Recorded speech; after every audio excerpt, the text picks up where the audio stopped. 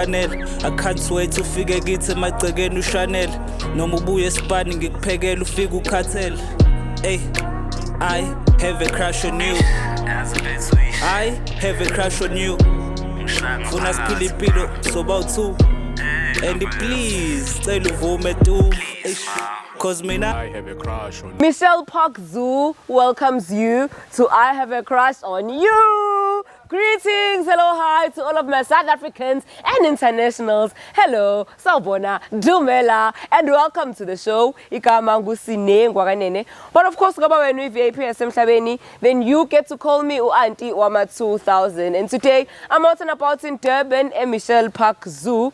Ngizohlanganisa abantu bomjolo njengenjwayelo. I'm doing what's on brand for me because you know I'm the best matchmaker in the city of the 031. So please join me on the episode today ukuze sokwazi ukufind out ukuthi i-union yasisithobile kuyena obhalile ubhalela uBhuthumlani izohamba kanjani. Are they going to be an item by the end of this episode? Are they going to jola? Will she be rejected usisithobile?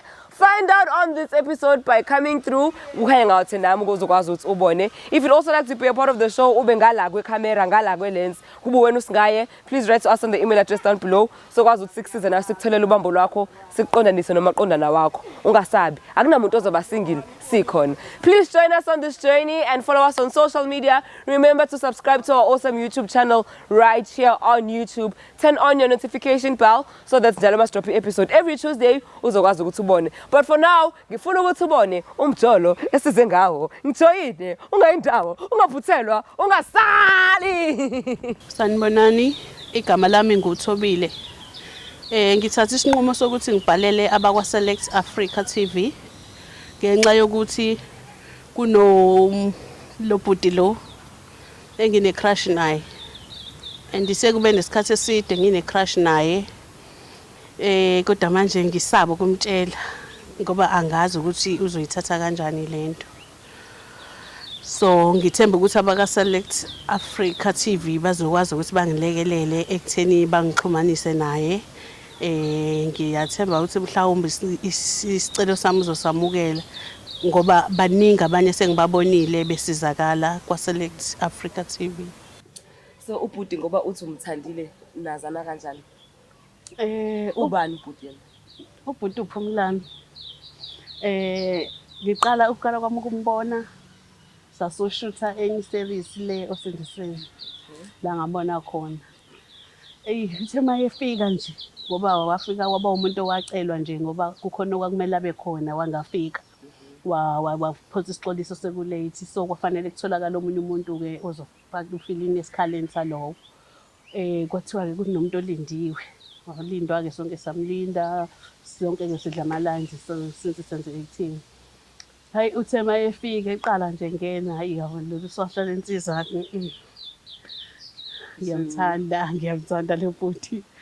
Yeah. Ngibona indlela ohleka ngayo nendlela that your face lights up mokhuluma ngayo ukuthi cha umuzwa ngaphakathi kwazempela uzenzisa. Ngiyamfila. So ngoba uqala ukumbona that day ungakazi umbone before yini yakwenza ukuthi uchazeke because angesisho ukuthi wawuthanda personality because ongakayazi. Yini wathi mawuyibuka nje yawenza ukuthi decide ukuthi okay this ngokujayelekile kuthiwa inama types ngambona ukuthi uyi-type yami ngoba muncanyana mude. My dad was like that. Oh, tall, dark-skinned and handsome, that's my type too. So nje wavele wadevelopa leyanto ngathi mina this is the one I've been looking for all those years. And then walithola ukuthi nikhulume mhlawumbe nixoxisana. Yeah, ngakhuluma naye phela nakuba ngazange ngiyifake lezi because ngisaba nje namanje ngisabe ngaze ngacela nina. Kodwa angithi wayefika engenaso script so ngenza sure ukuthi wena wesizamsiza ke. Was there unjani baba wathi ngaphila. Jabulela nje ukuthi nakhona uyabo uyakhuluma nami then sathi go through ama lines ngadlala indawo yalomunye babekade bezofuzana naye bezodlala naye. Ngambona nje futhi kwaphinde ngabona ukuthi ushapha ingqondo yakhe yashesha kwakhona kwa-eda phezulu kwale hayibo uyachaza ufike ngisho ukuzenzisa. So uma ucabanga ungasho ukuthi personality yakhe wathi mawusumazi iyayimesha yini le physique yangaphandle njengoba type yakhe? It does ngoba sesike sashutha futhi ezinye istory ndawonye usalokhu umuntu oyedwa. Osokunesikhashana umazi. Yebo since last year. Oh, okay. So i-crush liboba nayo last year kuze ube manje uthule nje awukazi umvezele. Ibingidla lento, ibingidla bangalali ngisho ebusuku kodwa bengisaba uqala ngibona ukuthi uzovela ngiphoxe mhlawumbe bekunakala relationship yami naye lapha i-friendship. Yeah, yasemsebenzini. So ngathi ungcono ngivele ngicela i-South Africa. Cha kodwa uyibambile unyaka wonke mina ngizophahluka nje mhlawumbe kuyiviki lesithathu. Ngabona ukuthi uma ngiphahluka ngizomosha izinto. Uzomosha izinto ne? No wayisiza walinda. Ngazama ukuyibamba kodwa nje bengidla usuku nosuku le ndaba yakhe. So njengoba usumlinda isikhathi esingaka inhloso zakho yithini ngaye? Would you like to be kwi-relationship proper noma awukakazi usafuna ukugwa with the flow? Like what are your intentions with the guy? Hayibo ngifuna busofa sihlahlane wami. Sekulate manje. Akulate. Yena uyamazi ukuthi unaye umuntu ahlekisana naye noma unalo ulwazi? Anginalo ulwazi noma khona yini noma akekho kodwa nje mina ngithi yena he is the one. Ooh, but as for me, you're the one in my heart. Please do not go anywhere. We need to see this guy. So he's tall, he's dark-skinned, he's handsome. Yes. So please stay with us. Because as for me, you're the one in my heart. This is Select Africa TV and you tuned into I Have a Crush on You, Season 3.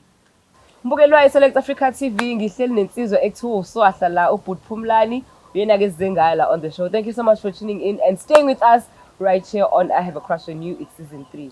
Sabona uBut Phumlani njani? Yebo sabona ngiyaphila njani Nkosazana. Siyaphila. Yazi uthi umuntu ongicelile ukuthi ngikulethe la ushilo ukuthi uSwahla ayisengiyabona ukuthi bengakusweli gqoke kahle love your outfit.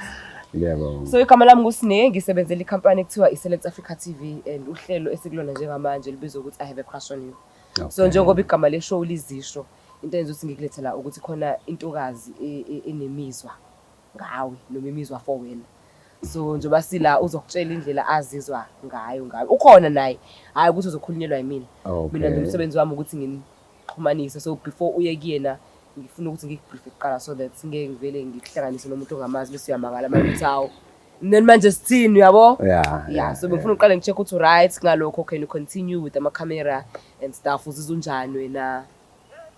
Yeah, yanginankinga uphela kuyinto engandele bani le. Akuyona imvula netha nombani le. Akuyona imvula netha nombani. Awu madoda. Ukhona vele wesifazana oseke kwabuyena wenza first move kuwena? No. Ngiyaqala? Akaze kwena. Suthi sisushaya imlando? Hayi emlandweni impela nje. Awu namhla senza umlando. Lesuke lokhulu senza. Yabo kuba ngilona ibhimbi ngabe ngiyasukuma ngishaya umlando la. But it's fine usisi yena wenza umlando. Akumini. So uzizwa unjani nje ngokuthi uzoshelwa umuntu wesimame wesiphambi kwamakhamera umhlaba wokubuka? Kona ngokuthi ngumuntu wesizulu.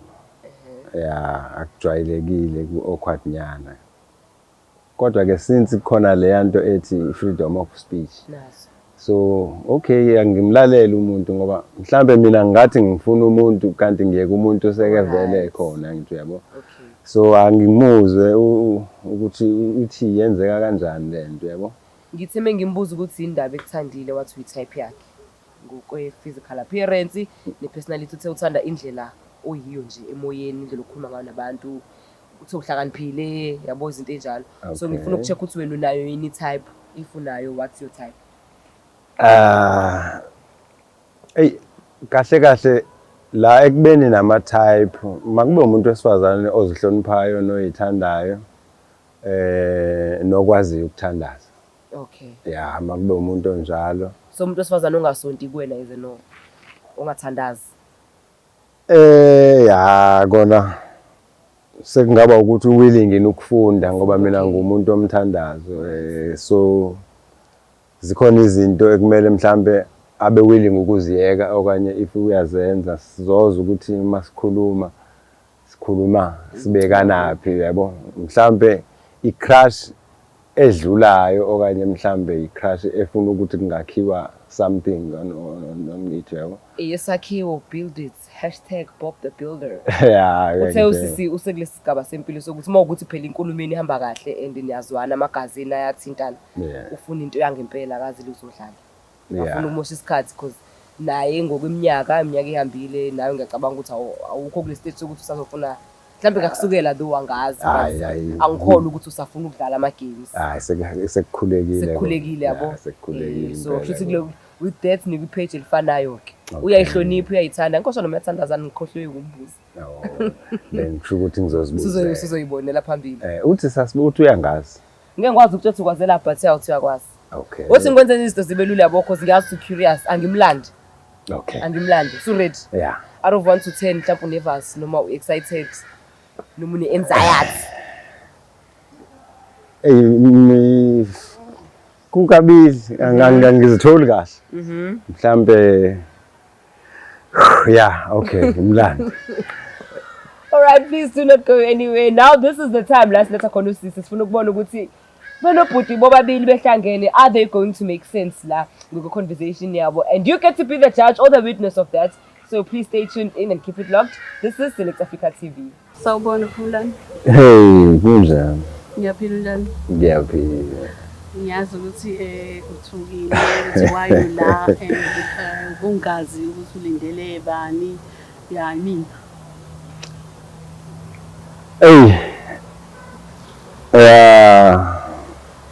Bengalindele ukuthi umuntu engimazi lokukhulunywa ngaye. Kodwa kuthiwa uthi hayi uyangazi impela. So yeah. Ngizocela nje ukuxolisa kuqala ngokuthi ngibizele la kwa Select Africa TV. Kodwa lento ibisihlalile kumina isikhathi eside kusukela nje iyaba khona ngiqala ukubona khona kodlule siqala ukuhlangana. Bese lokho nje ikhona. Kahle senje kuze ngalokho ngimoshela isikhathi. Ngicela base TV Africa ukuthi kube ibona abazongikhulumela nawe ukuthi ngicrash nawe. Hawo, Nkosazana. So ungaze uyilethe la lento ko TV sihlezi sixoxa sibonana. Why unganginjena? Into ebidala ngiyakutsheli bengisaba nginamahloni ngingazi ukuthi uzoyithatha kanjani lento ezingiyazi ukuthi umuntu owesizulu okholelwayo kumasiko nenhlonipho nakho konke nje uyabo. So ngibonile ukuthi uma kuba yimina engiqondayo mhlambe lo ngingaze kwenza ukuthi kunakale ubungani bethu.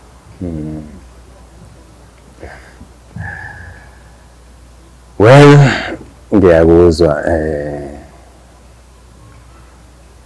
hey, surprise yes. Ngisurprise bengingalindele kodwa ngiyazibuza ukuthi hawu kazi ubani ke lo.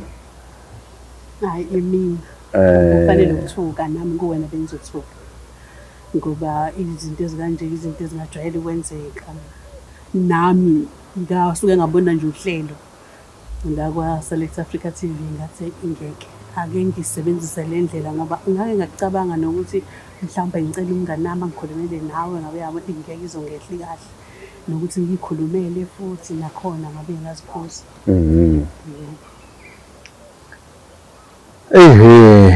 Ngiyakuzwa kusho ukuthi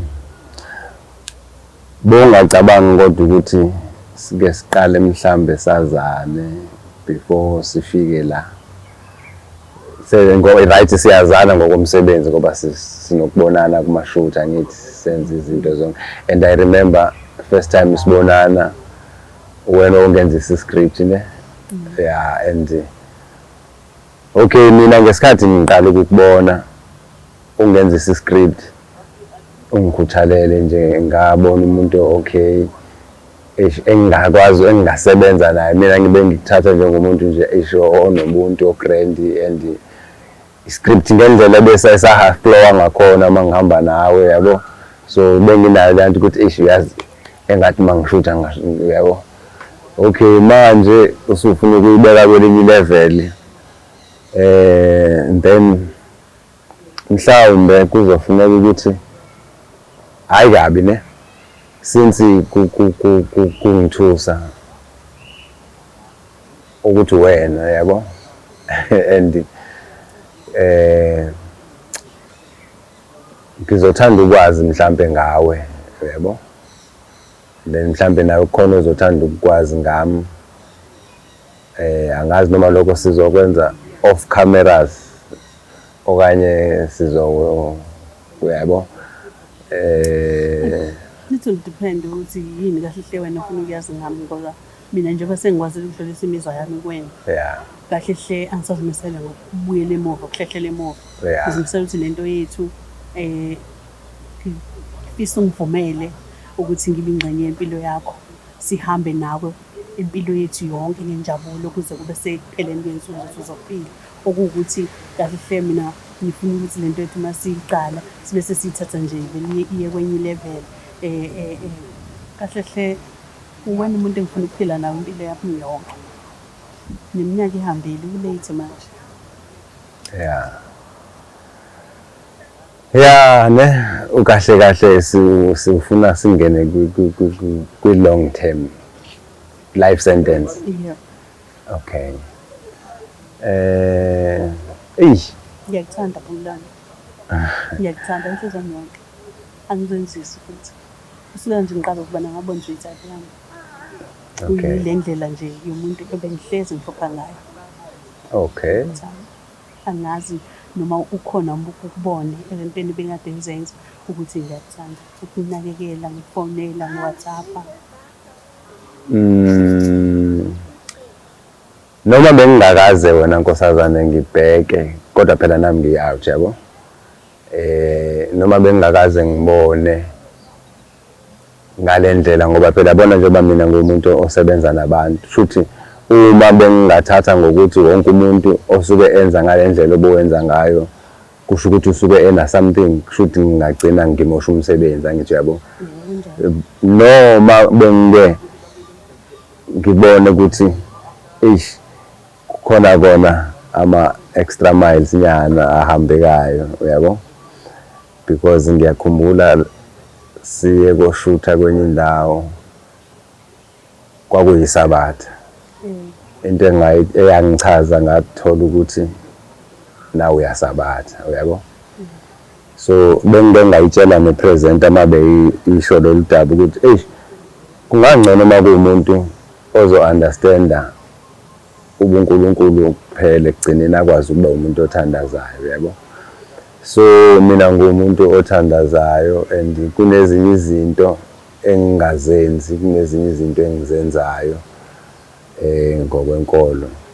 So ngabona indlela uba wawungekho sasingikesidle thina esasisabatha kanti sasiwu4 uyabo kodwa hayi ubandla waye wenza sure. Then leyo nto yahlala kumina ukuthi ngabona nokuhlonipha shem okwenzela kona uma usenzela ukudla ngasho ngathi basekhona abantu abahloniphayo uma usilethela ukudla usaguqa kushuthi ya lezo zinto nje kodwa ke noma kangaze ngakuthatha ngokuthi sekungaba yabo. So all right njengamanje ukhuluma lo ikhuluma angayigcina kudala kuyizwa ke le kuya kuthiwe kunonyaka kuthiwa i-leap year la abantu besifazane kusuke kuyibona abazikhulumelayo. But at the same time bengumuntu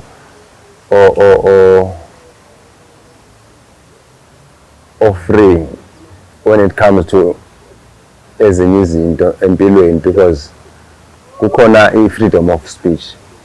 Akulona iphutha ukuthi uzwakalisa indlela ozizwa ngayo and worst part sekudala mhlambe angibonanga mina uyabo if ngangibonile mhlambe ongeke kuze kufike la uyabo. Then kuyangijabulisa ukuzwa lokho siqeda kusho njengamanje kumbeka ethembeni lokuthi okusho ukuthi isicelo sami sizophumelela isifiso sami sizofezeka ngoba usubale izinto ezicommon ngami nawe okusho ukuthi cha impela le ndlela sizoyihamba ndawonye. Angazi noma sengaqala ngibonke. No Nkosazana uthe umabani konje? Mancobo Mancobo ofuze kuthiwani nesikhwele inkinga yini impela kunjalo omapholoba ne ekhaya kukuphi? Ekhaya lami ukuhlala esemlazi. Okay. Kodwa ekhaya lami kule Xoko. Oh wow, South Coast. Nami ngigudla ngishona ngale ngakopho Shepstone phela mangifudu. Iphutha salenza asibuzananga indawo. Babuze nje siqina ukungani Hlangana yes. Okay. Sanye. Phinde sangena kakhulu naseyintweni zokuhlangana. Kagcine sebizwa ngegama lelo indawo ayidlalayo. Manje ke Nkosazane uma ukhuluma kanje ngingabe angazi noma ngiyaphoxa yini uma ngithi lo mdaba lwakho. Okay, angiqale kanje. Mina ngumuntu olisaba ihlazo kakhulu ne. At the same time angifuni ukufaka entweni masikhulume then sibone ukuthi siyavumelana yini yabo, ngoba njengoba uye wathatha isikhathi sakho sokwenza lokho okwenzile angikubukeli phansi lokho, ngiyakuhlonipha kakhulu okwenzile. But nami sengiyacabanga nje ukuthi kusho ukuthi uma kukhona into nje ngisaba lamakhamera yabo, angikusho ukuthi awunankinga nokuba sesithenjini. Ngumuntu okholelwa esithenjini. Nakuba ke baba ngumuntu onothando oluningi ngibe nesikhwele. Isinto yami nje kube yami ngedwa. Okay. Kodwa ngenxa yothando enginalo ngawe nangendlela engizizwa ngayo ngawe, impela ngizolala ngisho ebusuku ngicabanga wena. Ubheke impetho zakho, ngithi uzophosta mhlawumbe abantu besifazane ngibe ngiyakhomenta ngigxeke ngisho ngiyenzela khona uzobona ukuthi amehla akho awafocus ngapha, ngithola ukuthi hayi yabekho. Nje bekwenza inhliziyo yami lokhu nokulangazelela ukuba nawe, ngithi nje ngizimisele ukuthi ngiyovuma noma yini. So esithembu angiyithandi, kodwa ngenxa yothando enginalo ngizovuma. Ngithi kulungile, if uyangivuma kulungile, ngizokwazi ukubekezelela isithembu ngizofunda ukuhlanganisa. Okay. Ulindeleni emntwini wesilisa mhlawumbe ngiyacabanga ukuthi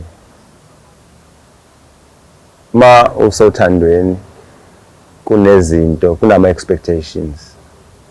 Uma ngingamithani mhlawumbe nakho lokho uzongifundisa ukuthi udinga ukuthandwa hlobo luni okanye yini ongayithandi.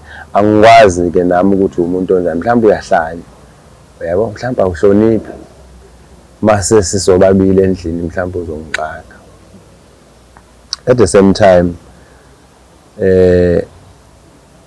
angikabe naye umuntu ongunkosikazi,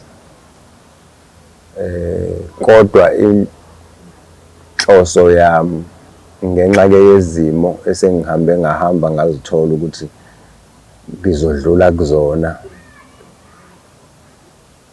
ithi mangibe nomuntu wesifazane ozo-understand ukungena esithembeni, ngoba la ngizogcina khona ngizogcina ngibe kufuneka ukuthi ngibe nesithembu. Sesiyophinde sichazeke lokho sesisobabili ukuthi kungani ngifuna umuntu engizothi mangingena naye sibe siyavumelana, ngoba angifuni ukuthi kusasa mase kulento ofuna siyiqale bese ngithi mina ngicela ukuthi kube kanje ubese kuba khona ingxabano, uyabona, ngoba kunezinye izimo eziphoqayo ukuthi kumele ngibe namakhosikazi amabili, yabona. And then sesingathi ke mawukuthi siyazwana lapho kuyayikuthiwe kodwa umuntu usazoyacabanga. Ngoba mina ngikushela ngithi uyayi ukuthi usazoyocabanga, akufanele mina ngithi ngisazoyocabanga mhlawumbe. Avumelekile, ingcono nje siqede khona manje la indaba zengazi kodwa ngokwami makulaleli inkulumo yakho usungivumile usungivumile so okwami ukujabula nje ngibonke ngibonga babasele TV Africa TV ukuthi bangisizile ngixhumanisana nobambo lami ngoba angavumi ngiyazi awu ngiyakuzwa ukuthi uthi ngendlela esesikhulume ngayo hayi no ungethuki sengisho ukuthi ngiyakuzwa ukuthi uthi ngendlela esesikhulume ngayo uyakona to be honest uyakwazi ukushela yabo uyakwazi ukushela manje nami ngizama ukubuyisela ingqondo yami emuva kulesi sikhathi esingaka ngikwazi yabo kusukuthi khona ezinye izinto engizama ukuzibuka nami la engizama ukuziflasha back yabo kusho ukuthi kade lento yenzeke angazi ngithini njengamanje yazi nami sengivele ngangazi ngicabanga nje leyo kushelwa yini umuntu wesifazane ube soyaqoma uyayibona ukuthi angayona inkinga ungasabi ezosaba into engelutho into ezenzeka mihla namalanga sanikezwe amalungelo ukuthi singakwazi ukuthi sikhulumele awuzuthi awuzubusho yini ukuthi mangabe sesisothandweni uthi washelwa yimina wena hayi ngizoze ngayenza leyo nto baba inhloso yami mina ukuthi ngifike kanjani bengizocela nawe ukuthi ngasosikeni ubudlelwane bethu ukhohlwe yikona kube ukuthi siyathandana nje akho umuntu odinga ukuthi azi ngale ndaba le yokuthi yimi ngashela wena ngoba angisukuyikhuluma nawe ngicela ungayikhuluma kube nje inkinga phela wena ubize abakwakha abakwa TV vele angizongayikhulumi kanjani vele ngoba sothi sihamba nje kube kuthiwa naya leya couple wena vele awunankinga naloko because kwasekuqaleni ukuthi ufuna ukwenza kube live ngivumela yonke into ngawe umuntu wena wokugcina ngifuna ukumbona mangivala amehlo ngizinga ubuthongo umuntu oqala ngifuna ukumbona ekuseni uma ngivuka mangivuka nje kamera uzokhona ukukumela lokho every day zonke insuku awazi udinwa amehlo akho ngeke awukwazi ukudinwa into oyithandayo into uma uyithanda futhi usunesikhathi uyithanda usuke usuneshow usuzibuzile uhlanganise unembeza wakho nengqondo yakho ukuthi ucabange ukwenza meeting nabo ukuthi kahle hle lento ngiyayithanda noma ngiyayifuna noma ngiyayihalela ngitholile impendulo sonke lesikhathi bengilokho ngiyibuza ngizame ngithi ngizama the more ngizama ukukhoqa wena nokuzima the more uthando lapho ngiyithanda akukona ukungihalela ukungithanda usuke wayenza i-research enhlizweni yakho usuke wazibuza waziphendula ngalento oyishoyo wayithatha i-decision angizukuvumela mina kulento kanti wena mhlambe kunomgogo ongicuphela wona mhlambe wena ufuna ukuthi mase ukulento okay angisebenzi nje mina ngumahlalela angizange ngisho kunamba baba angazi ukuthi ngabiza baby angizange ngibize ngisho baby ukuthi ngifuna imali yakho ngithe ngithanda okay kusho ukuthi okwamanje angibe ngithi ungaba nalo ithemba mhlawumbe ngizoyiconsiderisha lento oyishoyo nami njengokuthi ube sesithenjini uyabo ngifuna sizwane lapha ngingavumi ungijikele ngoba ngokuphinde babize labantu bobabezile batshela soyangijikela ngisaze ngajika yonke into ethandwa wena nami into ethandwa mina nawe uyayithanda hayi nkosazana amaningi hayi anginawo kodwa ke sizoxhumana sesingasekho lapha phambi kwabantu kodwa ungabe uhlala ethembeni okwamanje yebo hayi ngokwami nje sekulungile ngiyabona ukuthi noma kade unakho ukudlala engathi uyahlehla udlala uhlehla kwasakusondela wagcina usondela cha ngokwami sengivumile hayi ke kusho ukuthi kulungile nalapho ngabe uzibeke ethembeni angiphiki angivumi mangisho njalo ngisazobe Yes.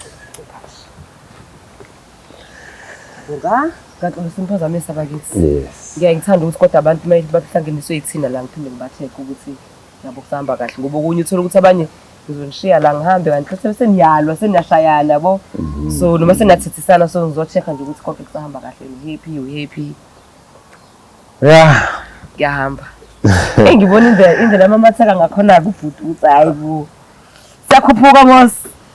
Ekhumele ngoba ethi qhumbwana la le Bignas. Oh, siyagijima. Yeah, siyazama kakhulu. Yeah, sisathi ukubonana nje ekhayeni kodwa ke ungishaye ngesurprise ungalindele nje nje. Ngayilindele noma phela bengengizibone ezinye izinto hayi wasebenza kahle. Bungawaboni nje ama-hintsman sebenza ukuthi nombunganaki. Since ke ngumuntu osebenza nabantu ngendlela eziningi yabo. Ngiyayenqena ukuthi uma umuntu mhlambe engivezela ubuyena ukuthi umuntu ophila kanjani bese ngifuna ukuthi mina ngathi uyangihalela uyabo. So izinto ezinjalo zingagcina sezenza ukuthi ngoba phela uzothi uma ubona into enjalo bese uyathi kanti usuya she's just being friendly isdalo. Yes. So ngiphinde ngibe umuntu osebenza nangokudecorate nangokupheka uyabo. So ngifanele ngibe friendly ngaso sonke isikhathi ebantwini besides into yaka shooting uyabo le yaka filming. So ngiyaye kona noma ke khona ezinye izinto engengibona ukuthi kodwa ngibese ngibheke ezulu ngoba phela nginqena kona ukuthi ngizothi ngithi kanti eyisho umuntu yabo. So ukuba ubunaso isiqiniseko sokuthi lama sign kade kuvezelwa la kancane libe highlights ukuba ubunaso isiqiniseko sokuthi ya showcase lo muntu ungcwele ubuzoyenza wena first move.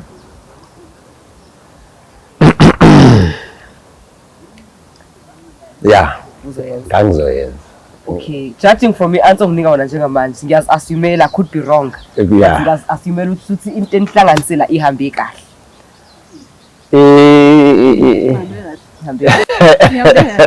Uyadrive noma uhlapha kodwa manje ihambe kahle. Usala usachaza. Noma ihambe kahle okanye izohamba kahle. Yeah. Kunezinye izinto engifisa ukuthi siphinde sizikhulume off camera privately. Yes, yabo. Because ke phela kuzofuneka sazane singene deep angibeke ngene in personal details kakhulu nami bengekho aware ukuthi kuyofuneka mhlambe naye angazi kunezinye izinto efuneka nami ngizivumbulule ngaphansi kuyabo because uthi lento akhuluma ngayo it's a lifetime commitment yabo. So yeah asizokwenzela ama camera uyabethola. Yes, makes sense. But ke yona imazwi yayi ifudumele. No mina mangabe ni right should nami ngi right ngiyakuzwa mawuthi ezinye izinto ngenikwazi ukukhuluma la futhi ngizokuhlonipha lokho because vele kuyayenza sense akusiyo yonke into phela ekumele ibe phandle ezilangalaleni yabo. Ezinye izinto vele zenu ekumele ni enjoy no2 because nathi as abantu abaku public mase sazi kakhulu into yenu sesizoyimosha ke kanti khona ezinye izinto nje kumele zibe zenu. So I'll respect that. Ngithabiswa ukuthi nje nithe kuhamba kahle noma kuzohamba kahle. Uthi njani sisi? I feel relieved. I don't know. Yeah, because this thing has been fighting me all this long. Isikhathi eside. Uyamxoxela ukuthi usufihla isikhathi esingakanani? Ngimchazelile uthi sonke lesikhathi ubuthulele ngimchazela ukuthi bengisaba ukuyisho lento. Ngisaba indaba yokuthi kungenzeka ngithi ngiyayikhuluma kunakala umngani bethu ngake ngafika na ukuthi ngicela umngani nami ukuthi kube yena ngikhulumela naye kodwa futhi ngihambe ake ngilini how kanti ngizothi nje ngithi vele ngibona uSouth Africa TV hayibo iyenzeka into kanjena bayasizana ngathi ngeke le just ngavele ngababe nganibhalela ke ngathi cha ngisizeni ukuba khambanga kahle namhlanje ukube ubhuthumlanda kawathathanga kahle ama emotions akho umucabanga bekuzokwenzakalani ku friendship yenu noma ku working relationship ubu-willing ukuriska? Ya bese ngivume noma yini angazi ukuthi yena bezoyithatha kanjani kodwa mina bengizoqhubeka ngisondeze kuyena ngethemba lokuthi noma ngaba kulunganga namhlanje akwazi ngizoba give up. Oh, that's the spirit. No, thank you so much. Ngiyangijabulisa ukuzwa ukuthi sibe same page sonke and kubuke ngazathi kuzohamba kahle. Ngifisela inhlanhla ngiyathemba ukuthi nje i-union yenu izokuseka Nkosi yami nibe right and mangabe sekuthiwa zawushaya-ke phela obviously thina abantu bokuqala la ekhaya kumele bethole i-invites. Manje noma esehlupha futhi ngophinde nginibize Ungasabi. umuntu wenu. Hayi ungasabi angithi yithi vele kwamele sibuza phela usuwenza njani manje nangisekhaya yabo. So nje yeah, thank you ngicela ukuthi ngiphinde ngishiye because benginiphazamisile vele ngiyacabanga ukuthi bengisakhuluma ne. Hayi. Idethi yami namhlanje mbe kahle kakhulu. Hey, date yami namhlanje iyathembisa ihambe kahle. Noma ke phela sisazophinde siqedele lapha nalapha nosisi. Into engithandile ngaye noma eqale kwangathi nje akayizwisisi kahle indaba yami. Kodwa ngithande indlela achaze ngayo ukuthi kanti naye kumina ku reflect ukuthi okusho ukuthi ubevele nayo le yanto kodwa eyiphikisa noma esaba ukukhuluma ngakho ngoba uncoma ukuthi inhlonipho yami indlela engamtreatha ngayo siqala ukubonana, so that means a lot kumina. Into engiyithande kakhulu ngosisi ukuthi umuntu engike ngambona and noma ke ngangacabangi lokho sekuze kwenzeka kodwa khona izinto ezaye zangichaza ngiqala ukumbona kwakuyisabatha ya esilethela ukudla ngabona inhlonipho nje yakhe ngathi wow ngelinye ilanga mhlambe umuntu oyothola lo muntu ngangingabhekanga mina uyabo so Engathi angiyithanda ke date namhlanje ileyo ukuthi athi sizobuye sikhuluma okunye private and uzodiga and I'm kind of like what is he talking about? Yabo I'm a little bit concerned but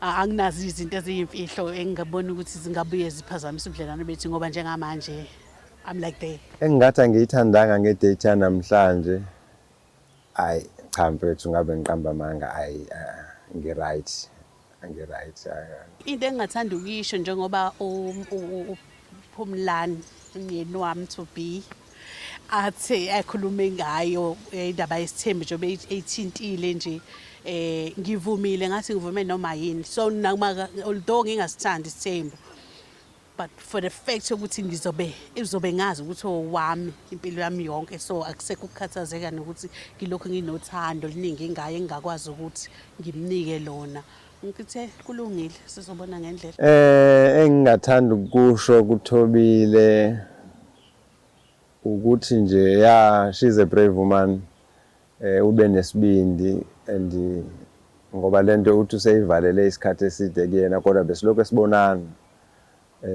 ya ngoba ke uze wakwenza akwenzile ya engathi angaqhubeka nje nokuba ayilwele into ayifunayo as a woman. Umnakwethu up there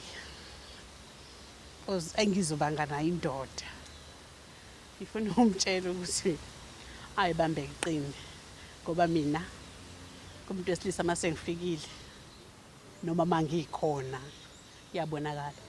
U2025 manje isithembu siyadlisa othi akasifunyeni isithembu kuzomela simshaya ngesithembu ngisho kuthiwa akayena wakamthembu bo. Thank you so much for tuning in and being a part of today's episode of I Have a Crush on You. Remember, we are on season 3 and all thanks to you for the love and the support. We wouldn't have come this far without you. So siyabonga kakhulu from the bottom of our hearts. Igama nguSinengwa kanene, but of course ngoba wena uVIP yasemhlabeni useyintweni, then you get to call me uAntoma 2K and then 2K vele nawe yangibona. Thank you so much for tuning in. Let's catch up again next week Tuesday at the same time, not at the same place, but you know me, I like saying same time, same place, just for the vibes. If you'd also like to be a part of the episode, sacela ukuthi sibhalele bandla on the email address down below. Nawe sokwenzela iqiniso ngoba uyazi ukuthi Select Africa TV izokusetha soma ukuthi khona umazi ukuthi ufuna ukumshela endwemsabo nekugwababa. Ungalivumeli ukuthi likulawule likuphathe wazalana sokusetha thina. Please follow us on social media platforms and remember to subscribe to this awesome channel right here on YouTube. Share the link nabangani bakho, nabantu bakho, nama colleagues akho. Drop ama comments usitshela ukuthi ucabangani episode namhlanje ubone ngathi nje injani. Subscribe. Turn on your notification bell so that Jalo must post ngama Tuesdays uzokwazi ukuthi ubone kubi link up because that's how we do it. Speaking of which, this is how I do it. Happy Tuesday and good night.